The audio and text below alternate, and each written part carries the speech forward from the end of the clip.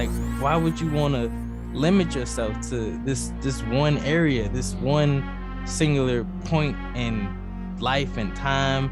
And this isn't just about like, you know, a job or, you know, a relationship. Some people actually turn themselves into somewhat of a cryo tank. They have this one big moment, this one something they hold on to that's so comfortable to them that they get stuck in time.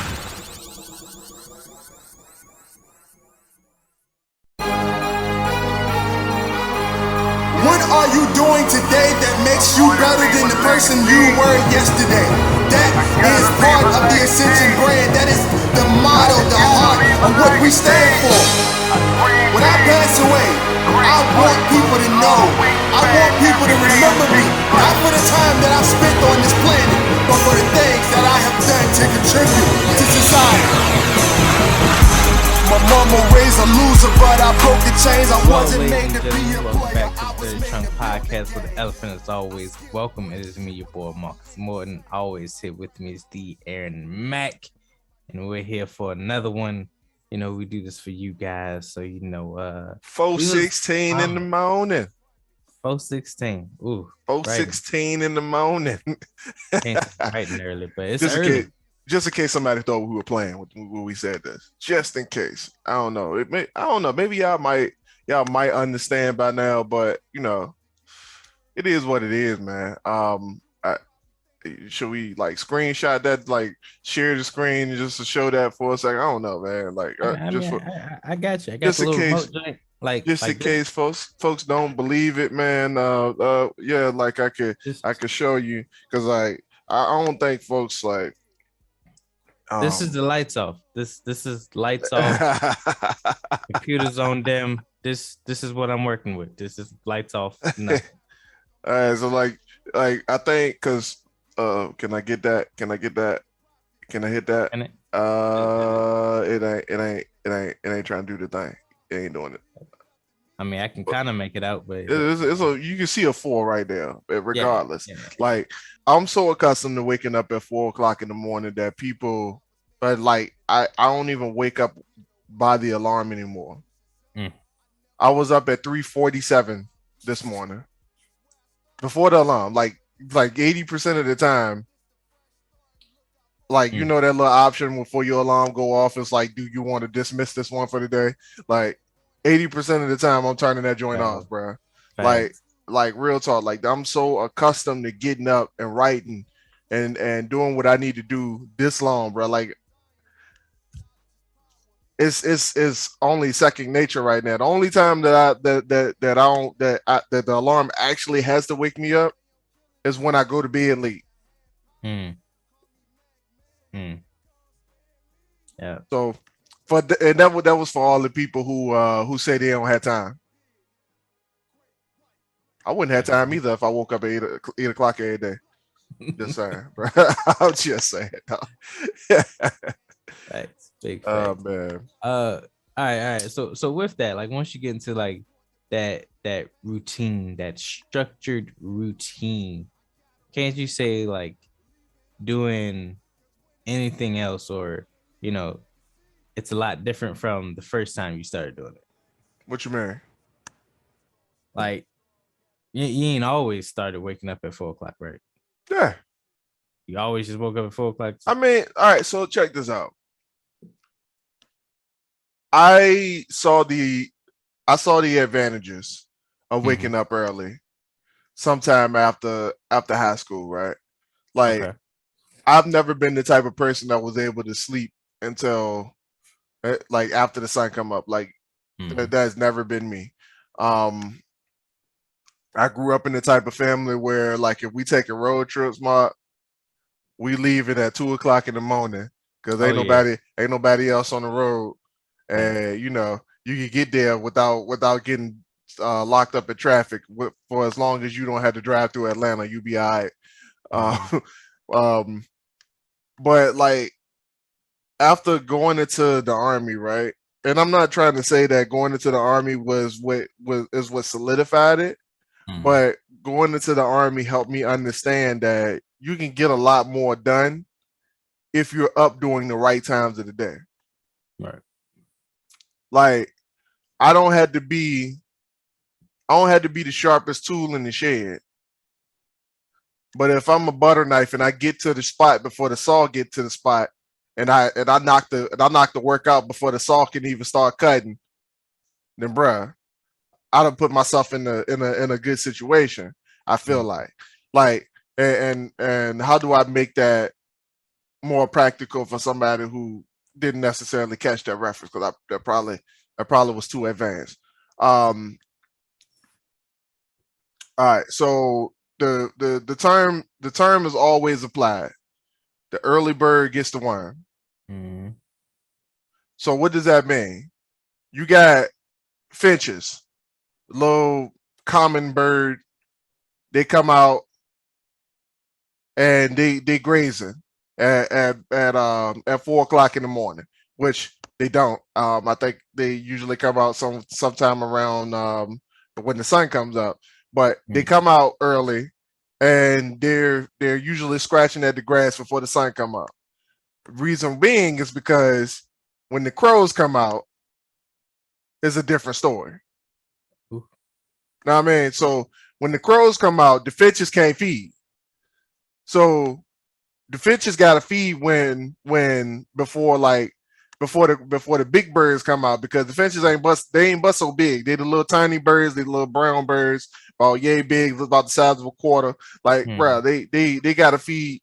They gotta feed before the big birds come out, because when the big birds come out, this is their land now. Like, so I ain't necessarily gotta be the I ain't gotta be the big bird, bruh. And like waking up early taught me that. Like I ain't gotta be the one that know everything. I ain't gotta be the one that do everything. But if I get up and I put in enough work during the right times of the day, then I could catch up to a James Patterson.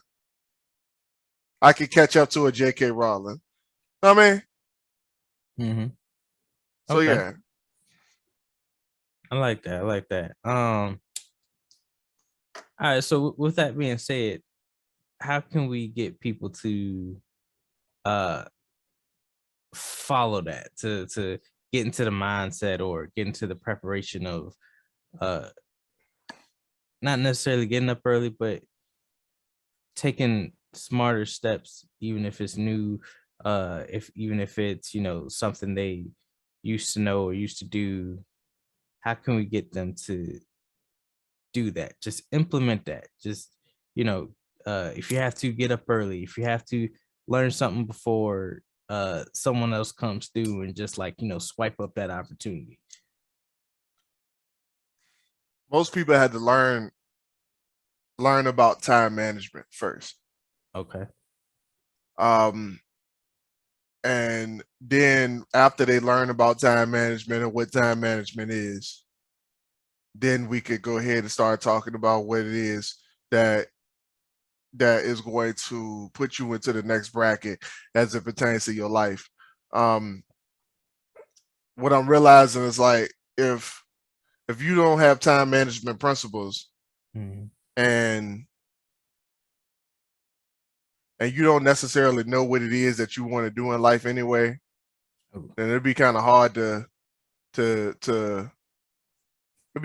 move in any direction. You know what I mean? Not everybody's going to need to wake up at 4:00 in the morning. I said on a previous episode that I wake up at 4 because that's the way my life is set up. Like if I woke up at regular time, it for real, like if I woke up even at the time that I was supposed to go to work, bruh, I'll still be off. Like for real. Like I don't get the amount of time that most people would at the back end of the day or after the sun come up. So I had to wake up at 4:00 in the morning. I did that for me. I didn't do that for the sake of principle. I did that because that's the time that I can get done what I need to get done. I get the podcast done during that amount of time, because pretty much after 7:00, I had to take some stuff off the schedule to do the podcast, and I don't have to do that at 4:00 in the morning. So whatever fits your life to get you going into the next step. You got to do that. Me waking up this early to write, to do the podcast, whatever the case is, like it's the most beneficial way for me to get things done. If that make any sense. I mean, and some people stay up late. Like maybe you don't have that option to stay to wake up early, but you rather stay up late because I don't know. Like I don't have that kind of brain, so I don't really know how it works. I know Mark usually stay up late, so he could probably tell you about that. But we got to talk about whether this 4 o'clock thing is beneficial for both of us too. Now that I'm thinking about it and saying it out loud, so but yeah, that's how I feel, man. Like you gotta know the steps first. And with that, it's I feel like knowing the steps, in order to know the steps, you would have to first like kind of know yourself. Like you said, that waking up at 4, that fits your life. You've gone through enough, you know, done enough self-reflecting to figure out that, hey, this is gonna work for me. This is how, you know, my life is set up. This is how things just kind of fell in place. These are the cards that I was dealt. So this is how I'm gonna play them. And you know, everybody has, you know, a different set of cards. Like you said, you know, you work better early in the mornings. I work better just staying up late. For some reason, that's just how my body is wired. People always find it crazy that I could stay up late and also be a morning person at times, and have just like a full active on day. Pretty sure it's not healthy, but No, it's not. It works. It works. We ain't gotta go there though. But it's just figuring out yourself, and figuring out, you know, what you're comfortable sacrificing. A lot of people, they don't want to get into that space of uncomfortability, discomfort. All right, a place of discomfort, to do things that they need to do to, you know, just be successful or just kind of get a leg up in the world.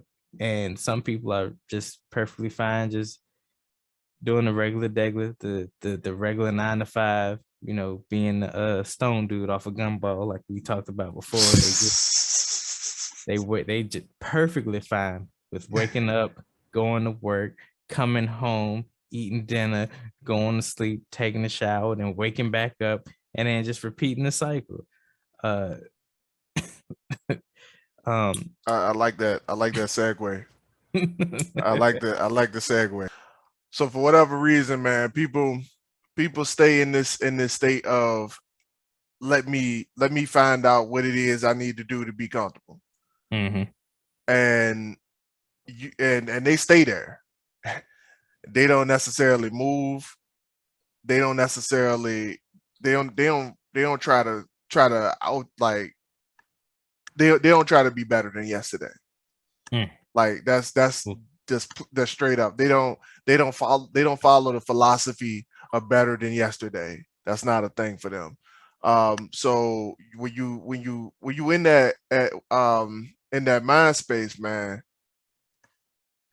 I can't, like, personally I don't follow it.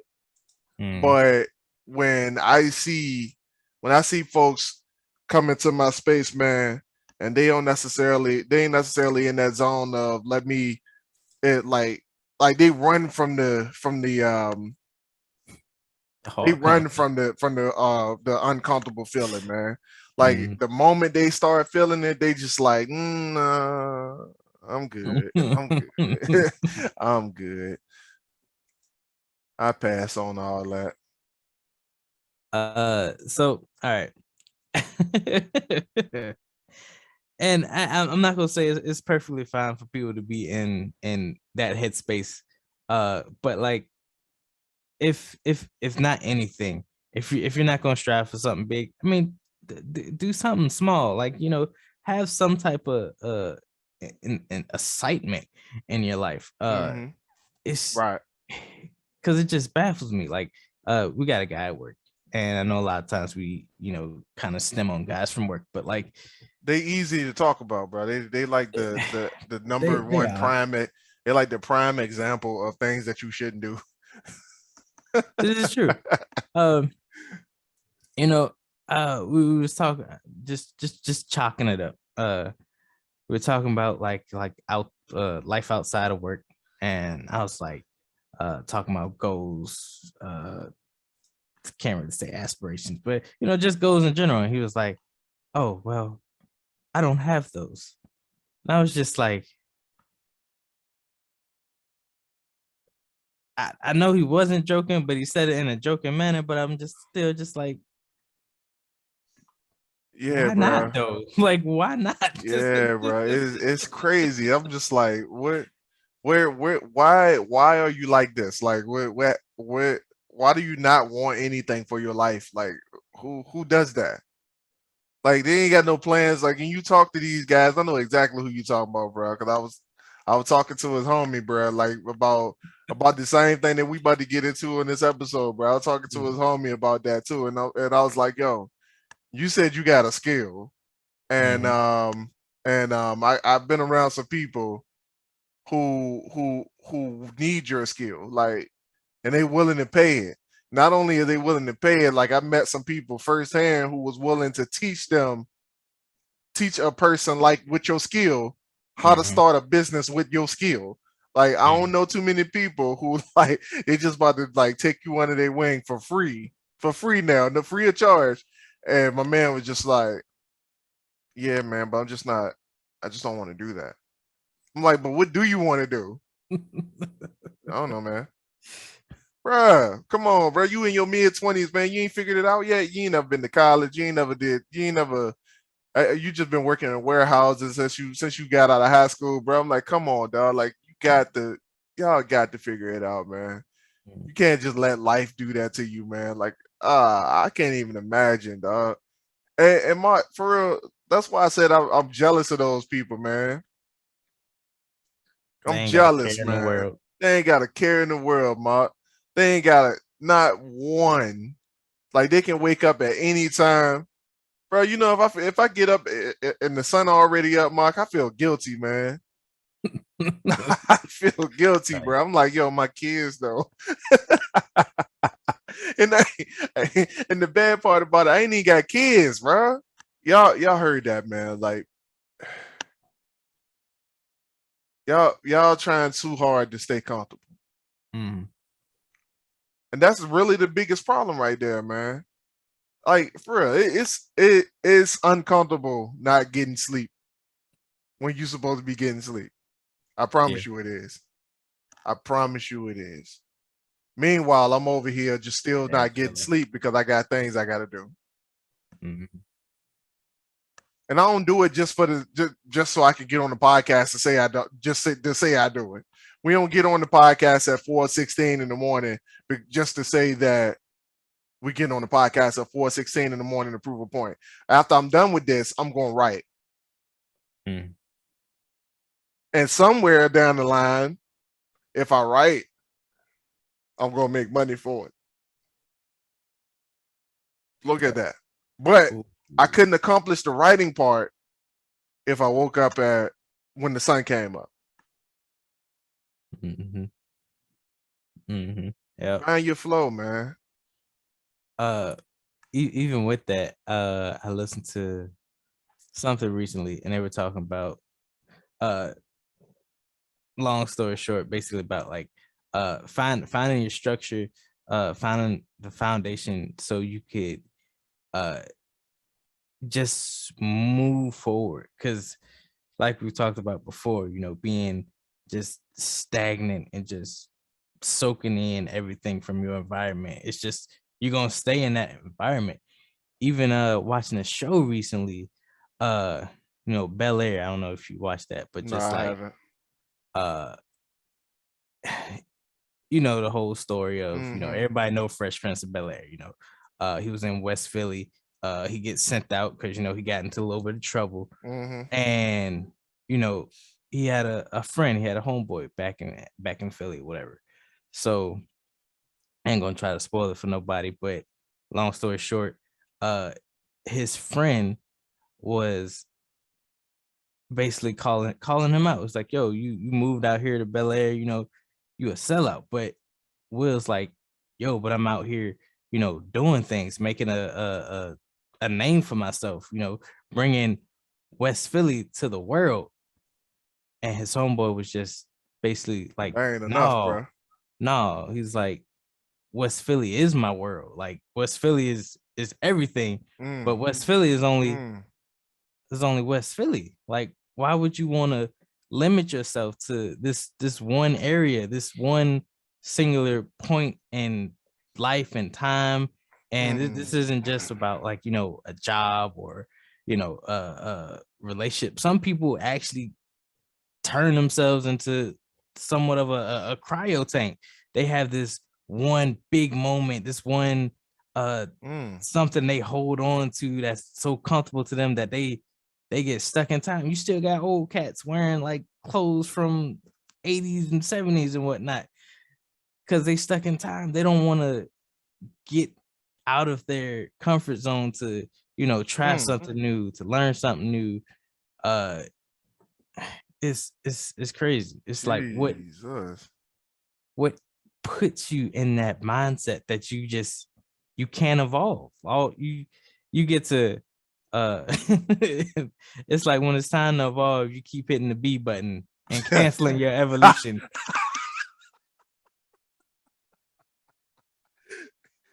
Yeah. Yo, oh wait. Hey, look, he right though. Like, so like the where I grew up at, man, and like I'm so amazed that it's still the way it is now, bruh.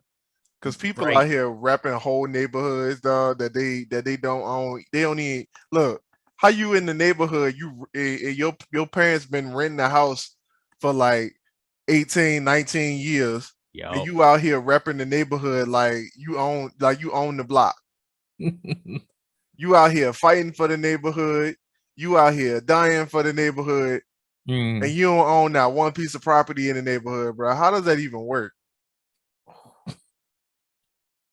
How does that even work, bro? That's ooh. You out here gangbanging for something that ain't even yours. Preach. Speak to him. And I know where the mentality come from, bro. Like it's the like you said, the cryo tank theory. I think that's gonna be the name of this episode. I like that. The cryo tank theory. But you literally put yourself in a space where mentally you're not able to see anything else outside the wall. It's almost like you in Fortnite and the little dome keep getting smaller. Or like at some point somebody set your dome to a certain size. And you didn't know that it was anything outside the dome. And Mark just said something about Jazz. Jazz said West Philly is the world. And Will was like, I'm trying to bring West Philly to the world. First of all, you gotta look at the fact that you ain't even acknowledging the rest of Philly. Like you just looking at the west side of Philly, like you not even acknowledging the whole thing. It's a whole north side, a south side, east side, and probably a central. If you're looking at it the right way, like if you want to expand your dome a little bit, and add some detail in there, it's like you're looking at one particular area. You're looking at one thing, but you can't. You're afraid, or for whatever reason, you can't expand to the other things. You can't go outside the wall. And I'm gonna be real with you, Mark. In most people cases, once they start traveling and they get outside the wall, most people they like, yo, we don't go that way because such and such, or and the people who repping neighborhoods off and where I come from, they like, we can't go over there because them motherfuckers don't like us. the motherfuckers tripping or whatever the case is, or we can't go that way because the police be down there, or you know, we can't go that way because that's what the white folks is. Like, yo, for real, like whatever it is, like, yo, and it gets deep because it gets deep. Y'all think it's just people that are in gangs that had that problem? No, like for real. You got people with white coat syndrome, bro. Like real talk. Like you got imposter syndrome to the maximum. Like really, like you come around people who better than you, and you just like, oh, I found the wall. Let me go back. I don't belong here. I don't belong here. And I love how we keep trying to segue into that story, bro. But you know, I think I'm gonna just go ahead and jump into it, Mark. I recently, as much expanding as I've been doing, I found my wall recently. I found it. And when I found it, bro, it was like the door was like this big, and I'm like, I don't know if I can fit through that. Like, that's a bit strange that I found this wall right here, right now, and like my prosperity is on the other side, but my door is kind of small. And what I had to realize was that metaphorically and mentally, it was up to me to make that door bigger. So here's what happened to me. Real plan. This is like really what happened. Like a few weeks ago, we went to the second, not our second real estate meetup. And they do this every month. But we just found a group like back in December, and Alyssa decided that we're going to continuously go to this real estate meetup and meet these people who don't have the same problems that we have, because once again, if you are the smartest person in the room, you need to reevaluate your circle. So the first time I went to the group, it wasn't even that deep. I went in there, network or whatever, but some just felt weird about being in the presence of people like that and asking questions to them that I could pretty much find the answer to online. You know what I'm saying? Like, I get kind of weird when it comes to asking people stuff, because I'm like, yo, I could just Google that. Like, but and I know I've said it before, like, like if you got experience right in your face, then what's the purpose of going back to ask Google? Right. But what I realized about myself, Mark, is that I ain't want to look like I ain't know nothing. I ain't want the I felt weird because I was just getting off of work and going to this meeting. I felt weird because our cars is out in the parking lot, but I ain't necessarily driving in the type of luxury that those folks driving with. I don't have the same experiences, Mark. I couldn't fit into the conversation when they were talking, and it felt weird. It felt really uncomfortable. So I looked at that and I'm like, yo, I don't think we ready for this. Like, I was like literally telling myself, I don't think we ready for this conversation. I don't think we ready to be here. It's not our time right now, is it? Like, this don't look good. Like, it's just this don't feel right. Like, I'm like, yo, man, let me sell more books first. Let me get to at least 50,000 a year on book sales, and then we can probably join this conversation. But what I had to realize, Mark, that it was all ego talking. It was all ego talking, bro. Those folks welcome me with open arms, Mark. In fact, they welcome anybody with open arms. They like, you got people up in there that you had conversations with. Me and Alyssa, we have a conversation with some of those folks, man, and they like giving us phone numbers for people that we could call. They like, oh yeah, go talk to this person. This person could help you do this. This person could give you some advice on, oh, you need money? Yeah, you're going to need to wholesale. Go talk to this person over here, and they can help you get into that. I'm like, yo, what are you so proud for? Why are you so proud? Like, and I had to realize the environment that I grew up in and the environment that I'm in now was what made me proud, bro. And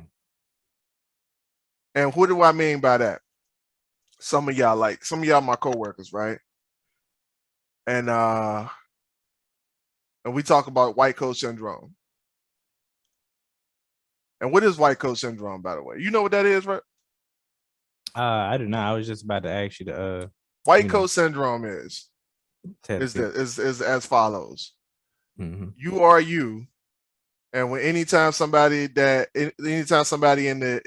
white coat or a white collar person approach you, like we gonna say white collar because we blue collar, like blue collar all day, and we got that blue collar stuff ingrained into us bad. But anytime somebody of white collar status come around us, we feel uncomfortable, afraid, and or intimidated. Or yeah. Mm-hmm. So in this sense, it used to just pertain to doctors, right? That's why it's called white coat syndrome. You get afraid anytime a doctor come around. Yeah, anytime a doctor come around, you get afraid. So it used to pertain to that. But I'm noticing that white collar people also make blue collar people uncomfortable. Because we could be at work, but and like anytime somebody say management this, management that, they never go talk to management because they afraid of management. They're afraid of having a conversation with somebody who they perceive as way out of their league. So and we know this by anytime you say, hey man, can you do Gimba today?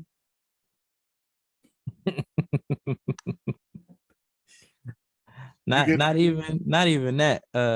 We had recently, you know, guy that works with us, he constantly complains about, he's the only one working hard, or he's working hard, or he just does what he wants to do. And he wants to do more. But because of he tried to do something and it didn't go through right away or something like that, he kind of just like, oh well, they don't want me to do this and that or whatever. But he said something to you, you was like, oh word, you want to get into that? All right. And then what, yesterday he was taking the K nets for it to do the job that he wanted to do. But he spent all that time hiding away from the conversation. For didn't what? Go to management or nothing. Then he could have. I'm pretty sure he could have went to the manager we have now and like, hell yeah, he would have been got on it. Which makes me very confused because I always see him talking to the manager. Right. And I'm like, yo, what are you talking to him about? What the fuck is your conversation about? Like, are we having personal conversation? What is this? But yeah, that it's just like that. But like, what I'm trying to say is like most people will talk to our manager because like he's out on the floor. He don't necessarily he don't give out the perception of white collar because he on the floor. Yeah. He don't have an office, so he don't give off the perception of white collar. But if and most people tell you, bro, I don't go into the main office. I don't step into the main office because I'll like they intimidate me in there. Atmosphere is different and everything. The atmosphere is different. The air is different. They got a personal bathroom, like they got a coffee machine in there. Like, yo, I don't like it. It's cubicles in there. Like the white collar environment scares blue collar people, bro.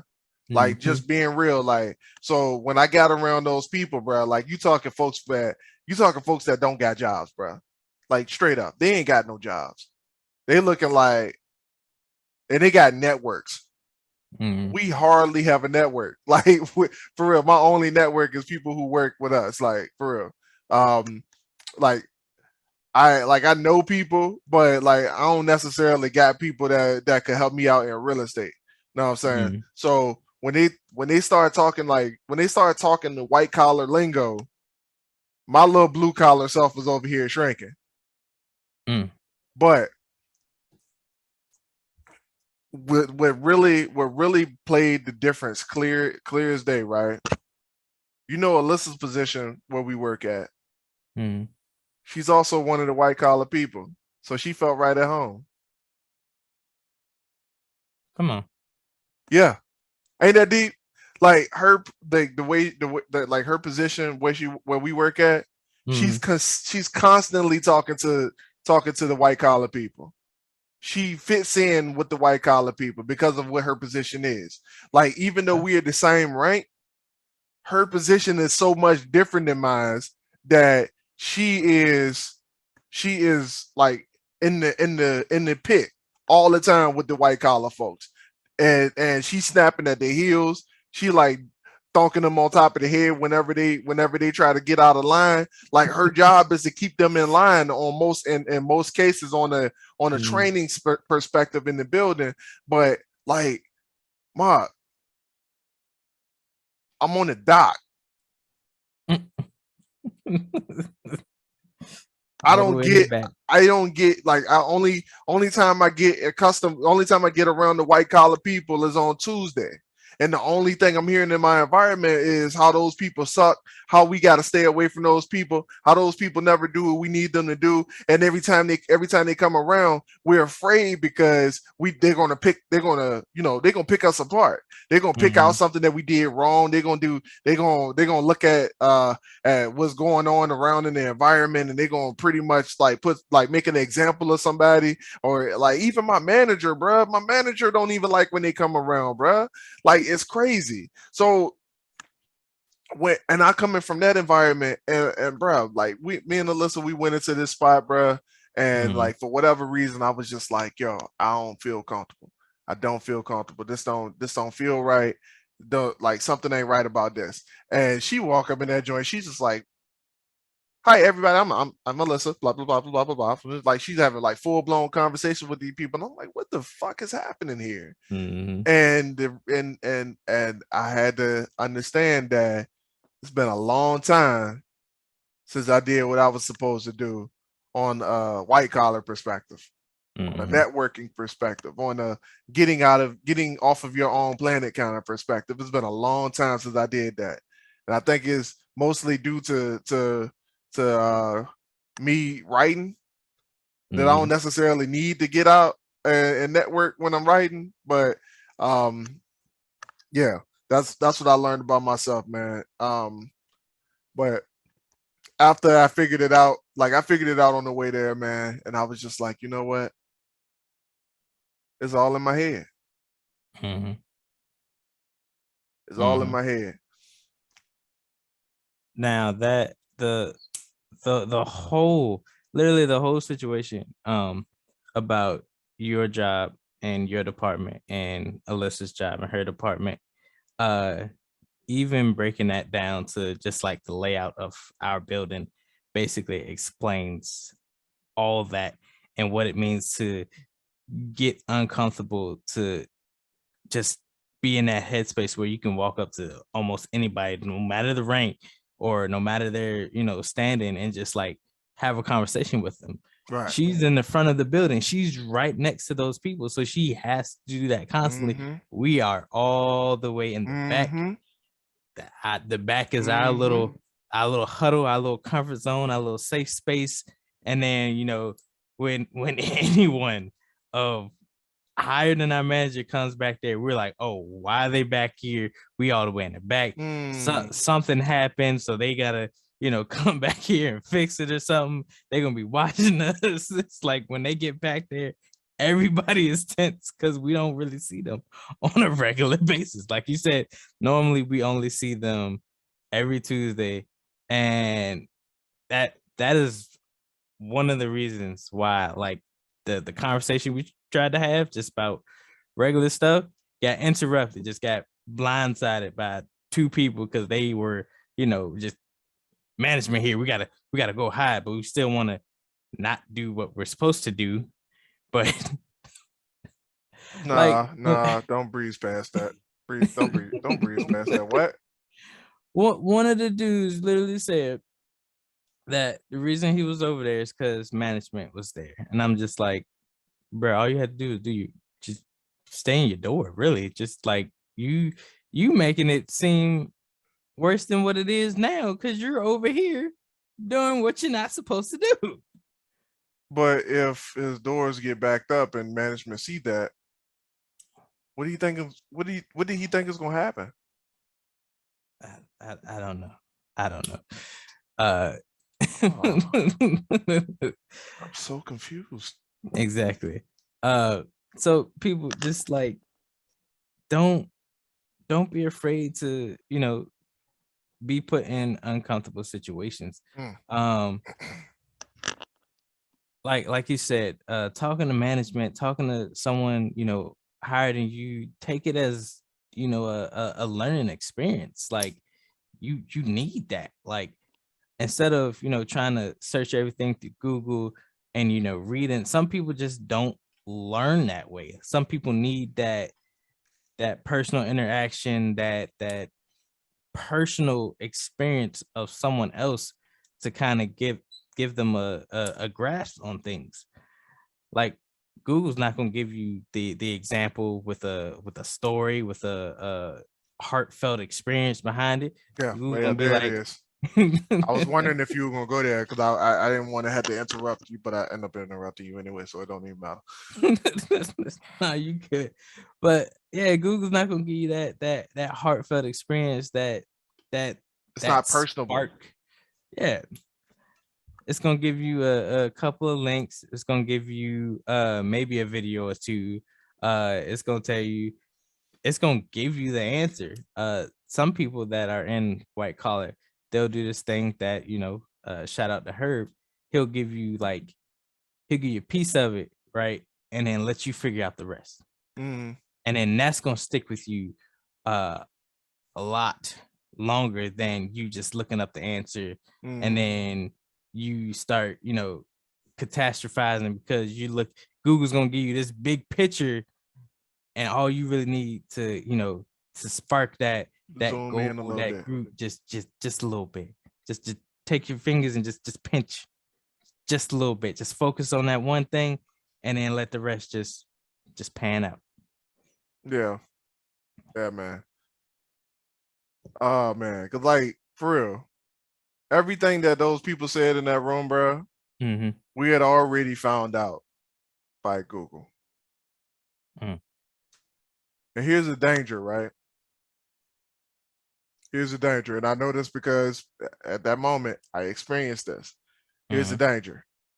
Because you've done so much research, and because you've done so much surfing the internet, watching videos and taking notes on everything, doing all these courses or whatever, or talk to your friends about it, you may actually know the information.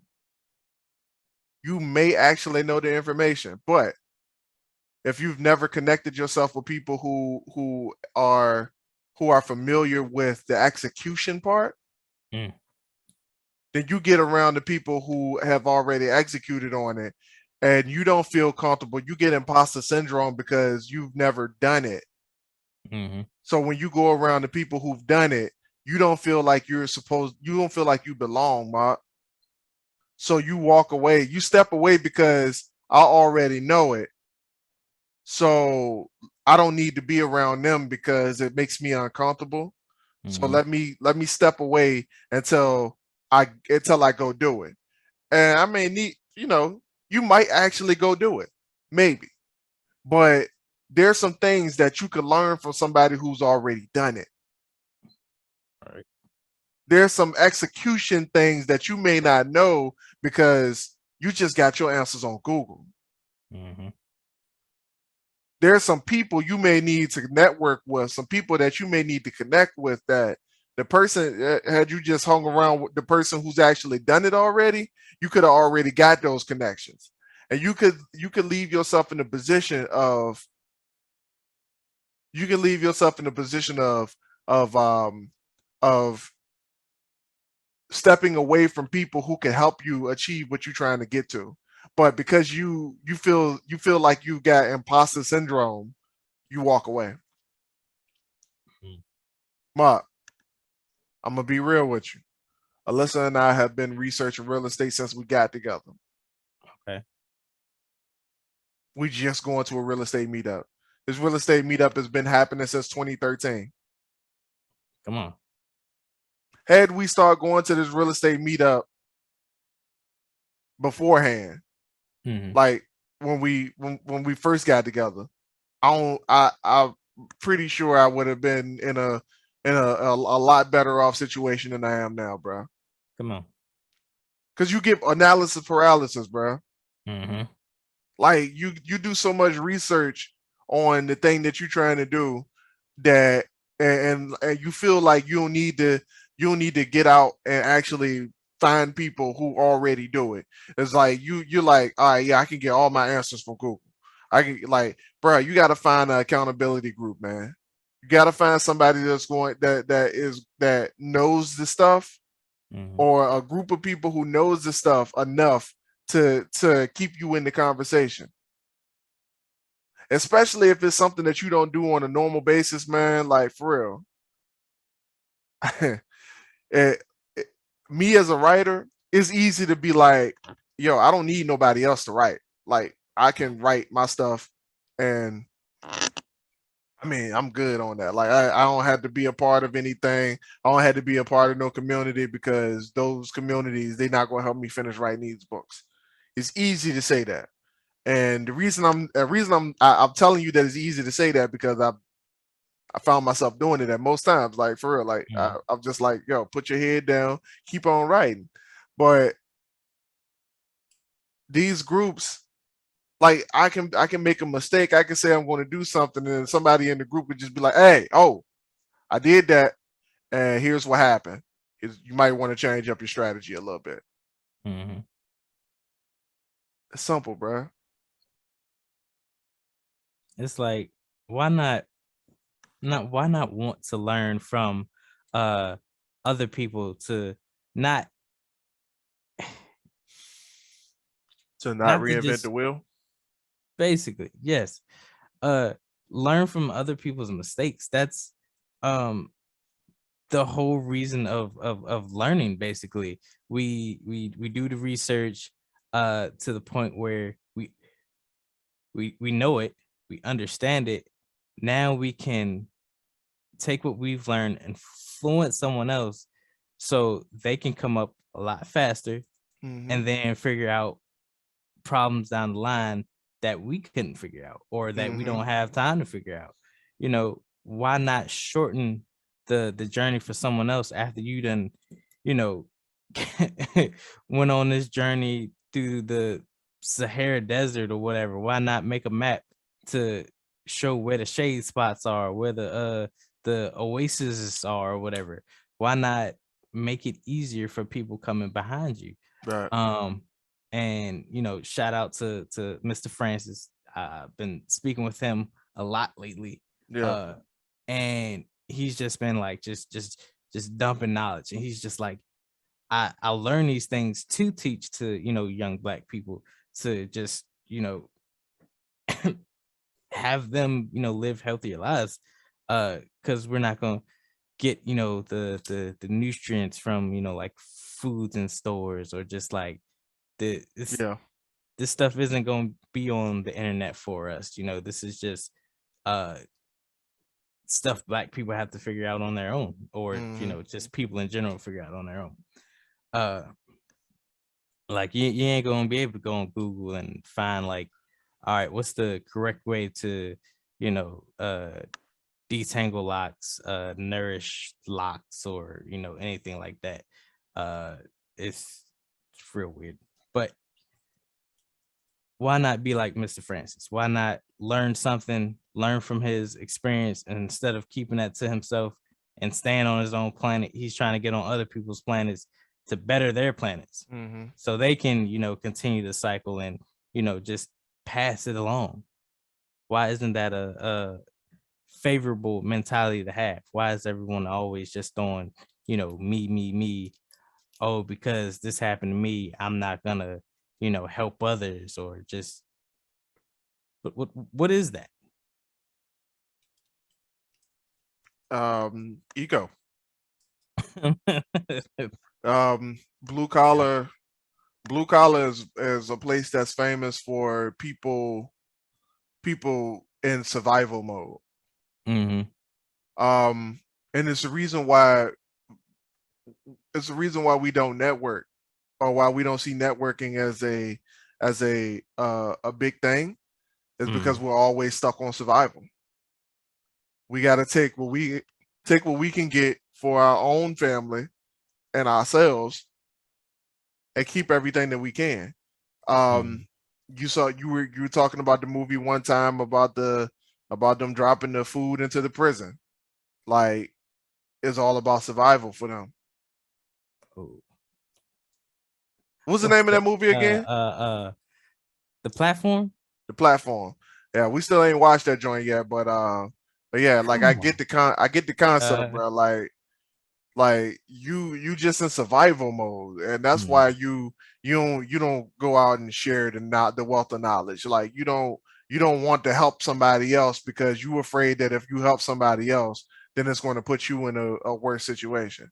Meanwhile, people in real estate, direct competition, they like, yo, if I help you out, then it's going to inevitably help me. Because if you got a house that's right next door, you fixing up your house, you get your house at, like, I'm gonna tell you who I'm using, my contractor. I'm gonna tell you the folks that's giving me the cheapest deal, that looks the best, the folks that's bringing my value of my house up. Because if I give you that as the neighbor of the house that I own, then my value goes up. Yeah. Because if I help you succeed into making that house the best house possible, the value of my house goes up. So I'm going to give you everything I got, fam. That's a good one. That's a good one. Yes. To basically break that down, help thy neighbor. Basically, that is what he's saying. Take it out of the real estate boy, and it's just like, yo, I'm gonna help this person, and inevitably they're gonna have a return on me. It might not be, physically. I mean, it could be anything. It could be physical, mentally, spiritually, financially. You help somebody, you get somebody on their feet, and they kill it. They doing, any and everything to, kind of pay you back, and then you get a return on that. It, like I said, it benefits you in more ways than one. And it baffles me that we don't see this often. I mean, yes, it's because our environment, and hopefully once we get out of that space, like, we can see more of that, we can do more of that, we can network with people that are just like, yo, I got you, instead of, nah, I ain't doing that, because that's not my job. I'm a do what I'm supposed to, and I ain't worried about nobody else. That's on them. That's not on me. But check out how deep it is, right? It goes into all levels, right? All levels of life, whether you blue collar, white collar, whatever. Like, the same principles apply. They may feel different when they applied, but it's the same thing. Like, help thy neighbor. If I help thy neighbor do a good job, then inevitably, when things blow up, like, think about when we at work, right? And just on a blue collar perspective, I just want people to figure it out, and you can probably apply this to anything that you want to in life, and the same principles apply, right? Because that's just Newton's law, blah, all that. It's the same principle. No matter what job you at, if your neighbor look good and your neighbor's spot's clear, not just your spot, I'm gonna repeat that. If your spot is clear, that's fine. But if your spot is clear and your neighbor's spot is clear and your neighbor's spot is clear, then we don't have to pull you from your spot to go clean somebody else's spot up when it gets too bad. Yeah. Yeah. Oh man. Look at that. That's spot on. And it's crazy because like we have people at work that they don't get that, and they will continuously have a bad day, a bad week, because they continually do just that. And I don't know if it's, uncomfortable for them to just, help someone else. And it's always a reason. They always have a reason for not helping. And it's usually the same for each and every person. Oh, this person did that. This person did this. Uh, we don't really mess with that person or talk to that person. But for right now, you guys are working together. You're working in the same department. Just do it. Really, just what is it gonna hurt you? Is it what? Like, why not? And it's just like, well, they did this, or when I worked with them before, they did this. But you do the same thing. If no one changes, nothing changes. Yeah. What are we gonna do then? Like, Yeah. I mean, the work had to get done eventually. So Yeah. what's up? Help thy neighbor. I think I like that title a little better. How that name? Yeah, I that's think I like that a little bit better. But yeah, man. Yeah. Y'all have to if this conversation doesn't bring you to a point where you getting off your own planet, then I don't know what else to tell you. facts. Because like it doesn't get any simpler than this. If there's something that you need to do, then you're going to have to venture out. Mm. It's just it is what it is. You're going to have to venture out at some point. Excuse me. You're going to have to venture out at some point to get some new knowledge. You're going to have to venture out at some point to get some new information. Maybe acquire a new asset to help push you forward. It's not going to be a situation of you're just going to sit in your home office and not do any reaching out to anybody to actually succeed. Like you can't succeed on your own. It's just not a thing. Like there is no solo player when it comes to life. Like for real, you can play one player in video games, but one player in life don't necessarily work that way. Like, I mean, take that as you see fit, but the discomfort of growing and the discomfort of moving forward, like it's all in your head. It's not a problem until you make it a problem. So throw that thing away and get around the people who make you uncomfortable. And not necessarily the people who can get you in trouble, but the people who you say that like you start feeling imposter syndrome, and when you're around a group of people, you probably need to be there. And if those people welcome you with open arms, then then the only excuse you got is you. Yep. Yep. So get out here and make your communities people network. Just do what you need to connect with like-minded people. We say it all the time. Get off your planet, connect with like-minded people, and just strive to do better. And blessings, goals will be reached. Things will be accomplished. The world at this point will be your creative space to just flourish. And we use this podcast for the same thing, finding like-minded people, helping thy neighbor. This is what this podcast is for, to get people to be better than they were yesterday. Yeah. We say it all the time.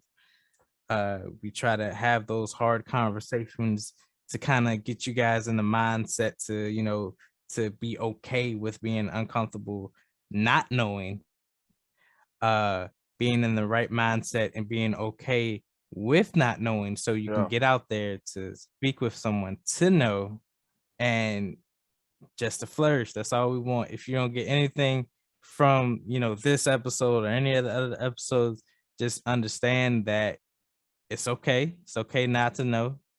We're in the 9 to 5. We struggling as well, but we're trying to work hard to get out of that. We're trying to network with people to get out of that. We're Not trying we to doing. we building a community so we can get out of that.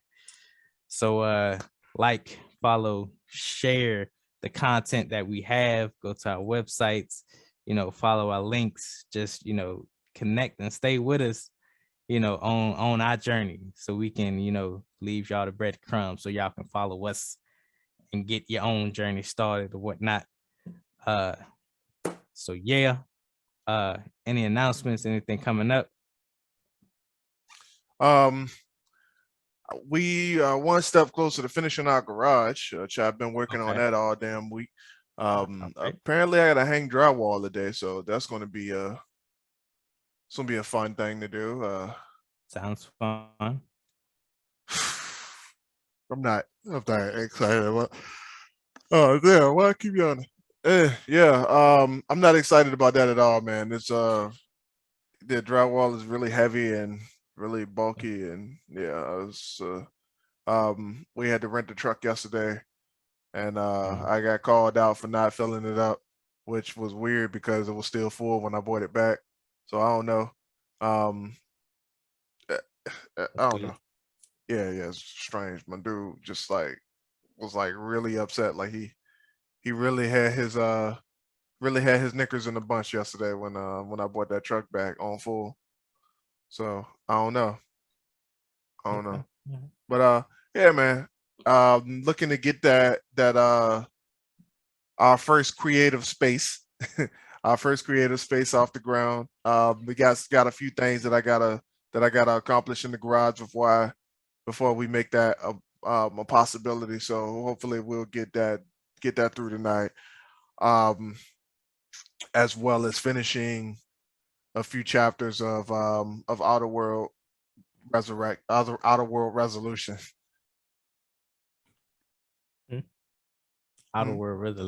Outer World Resolution. Okay. All right. So once I finished writing that, then I had to start writing book 4 of the Arcana Calamity series, and we're looking to set a release date for that as well. I have no idea when it's going to be released, but that will be the book number 3 for the year. Okay. All right. Dope.